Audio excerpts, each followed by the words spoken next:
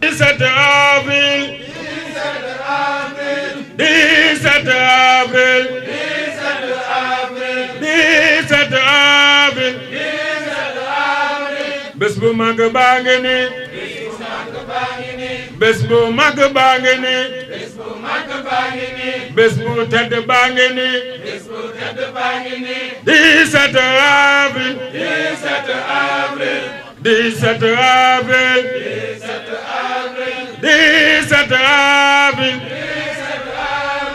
17 avril bés bu mag baa ngi ni bés bu tedd baa ngi ni cosaanu cant yaa ngi ni cosaanu cant yaa ngi ni cosaanu cant yaa ngi ni di wax asalaamualeykum wa rahmatullahi taala wa barakaatu di woo àddina si yëpp nag ci bis bii nga xam ne mooy sunu bisub bopp di bisub Serigne Béthio di bisub 17 avril di bisub Soxna Aïda Saliou di bisub mboolem cantaakoon yi muy ak cant di bis boo xam ni fu ñu ko tudde rek xel yëpp danañ dem ci aayab wa dakkirhum bi ayaamillah inna fi dalika la ayatin li kulli sabbirin shakur yàlla moo ne woon yonente bi sallallahu alayhi wa sallam del fàttali jaam ñi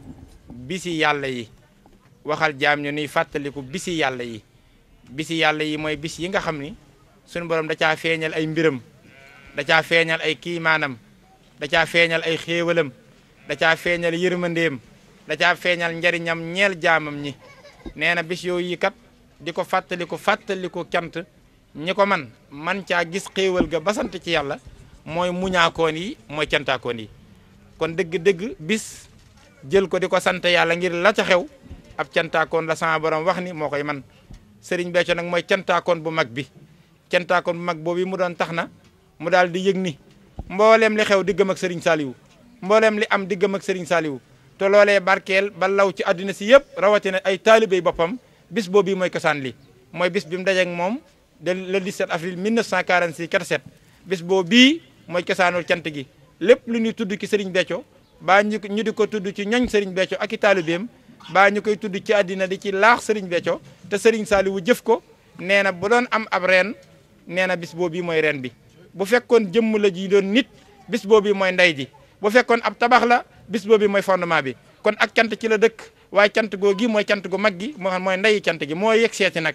Soxna Aïda Saliou di ko woote Serigne Béthio danaa def saa yu dikkee bu dikkatee dana raw ba weesu woon fun ko musa teg na kawe woon na waaye Soxna Aïda Saliou de 2022 bii teg na cantuk 17 avril gi fun ko musta xalaate woon lu dul rek ci suñ xam-xam ndax xamoon na ni kat Serigne Touba amul tànk ginnaaw te yam june day gàccal démbam waaye nag ci réalisation nag musunoo xalaat ni kat mën na agsi fii lu dul woon ni bi ci suñ bët tegee fii 17 avril bi agsi ren nii mu ko waajale ren ba woo ci àddina te bëggul kenn umpale ko ngir bëgg a wan àddina sépp ne Serigne Béthio day moo fi nekk démb waaye moo fi nekk tey jii moo fi nekk faw te mooy cantaakoon bi nga xam ni cantam gi tey jii la gën a jolli cantuk Serigne Béthio goo gii muy sant te mooy dëgg-dëgg jëmmam ji woo na ci àddina sépp bàyyiwul kenn fii ci Madinatu Salaam nag la koy defee bàyyiwul benn tariixa bàyyiwul benn xeet bàyyiwul jullit ak kudul ab jullit jinne yi woon nañ leen malaaka yi ko am jot woon nañ la bis bi woon nañ ñëpp wasalaamaaleykum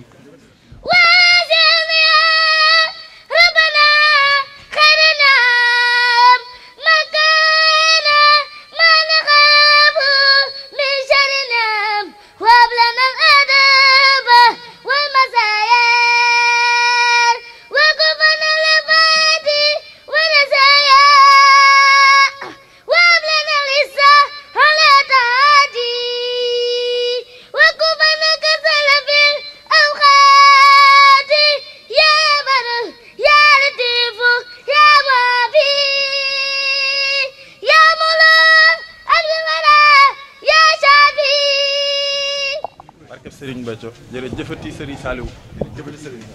jërëjëfaat Serigne Saliou jërëjëfati Serigne Béthio nous rendons grâce à Serigne Béthio et nous prions aussi pour la longévité de notre guide spirituel Soxna Aïda Saliou, celle que Serigne Béthio a choisie et a investie pour perpétuer son renom. Soxna Aïda Saliou yàlla na fi yàgg te ànd ak wér. Aujourd'hui, c'est une immense joie ainsi que tout un honneur pour nous de nous exprimer devant tout le peuple sénégalais, mais devant le monde entier, à l'occasion du Chant du 17 avril, qui est une date historique qui commémore la rencontre de Serigne Béthio et de Serigne Saliou. Alors, c'est un jour de grâce, comme Dieu l'a si bien dit dans le Coran, Fazoukuruni, Azoukurkum, Washkuruli, Wala Takfuruni. Souvenez-vous donc de moi, je vous récompenserai. Remerciez-moi, rendez-moi grâce. Ne soyez pas ingrats. Il faut rendre grâce à Allah pour ses bienfaits. Le bienfait de tous les Thiantakoun, c'est de connaître Serigne Béthio. Le bienfait de Serigne Béthio, c'est d'avoir rencontré Serigne Saliou en ce jour du 17 avril 1946. C'est dans cette perspective que Sokhna Aïda Saliou lance un appel à tout le peuple sénégalais, mais à tout le monde entier. Le chant ne fait pas de distinction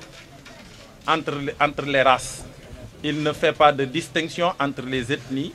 Il n'y a pas d'appartenance religieuse. Donc elle lance un appel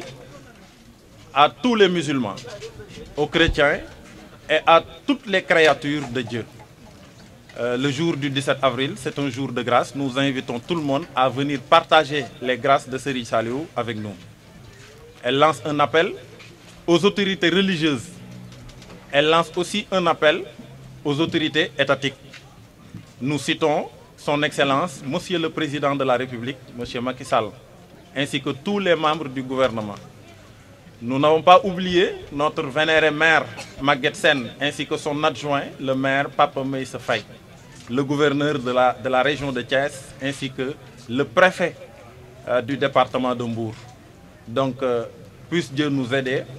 à assister ce jour-là et à partager avec tout le monde les grâces de Serigne Saliou. Sokhna Aïda Saliou, Yàlla na fi yàgg te ànd. Aujourd'hui, l'action de grâce, c'est une forme d'adoration qui englobe en elle toutes les autres formes d'adoration. Et Dieu a juré pour ceux qui auront la chance de célébrer, de mettre en place une action de grâce. La in shakartum la hazidannakum. Je jure que ceux qui rendront grâce verront leurs bienfaits s'augmenter. Et aujourd'hui, l'augmentation promise par Dieu dans l'action de grâce, le peuple Thiantakoun, nous la sentons. C'est pourquoi la conjoncture, le contexte socio-économique ne peut en aucun cas impacter sur l'activité des Thiantakoun. Parce que l'action de grâce ne tient pas compte de la conjoncture et ne tient pas compte aussi du contexte socio-économique. C'est Dieu qui a juré. Celui qui rend grâce, il verra ses bienfaits s'augmenter. Et aujourd'hui, cette augmentation est notoire. C'est au su et au vu de tout le monde. Aujourd'hui, nous sommes dans les préparatifs du 17 avril. Et aujourd'hui, nous sommes à un niveau que l'histoire du 17 avril n'a jamais connu. On sent l'augmentation partout, dans tous les secteurs, dans tous les aspects. Je ne peux pas entrer dans les détails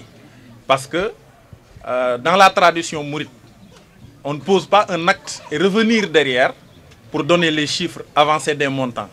Mais ça aurait été ça. Nous allons rentrer dans les détails pour vous faire comprendre davantage que le Thiant a connu une évolution par le biais de Sokhna Aïda Saliou. Donc nous rendons grâce à Serigne Béthio. Alif Lam Mim Allahu la ilaha illa huwa hayyul qayyum. Cheikh Mouhamadoul Mountakha yàlla na fi yàgg lool te ànd ak wér. Amiin. Serigne Cheikh Mbacke moom Serigne Saliou yàlla na fi yàgg lool te ànd ak wér. Ak mboolem njabootug Serigne Touba gépp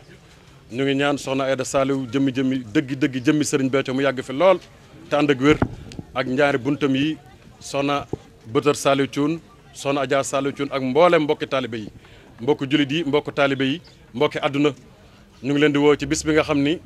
lenn sabab la am te suñ borom rek moo ko xam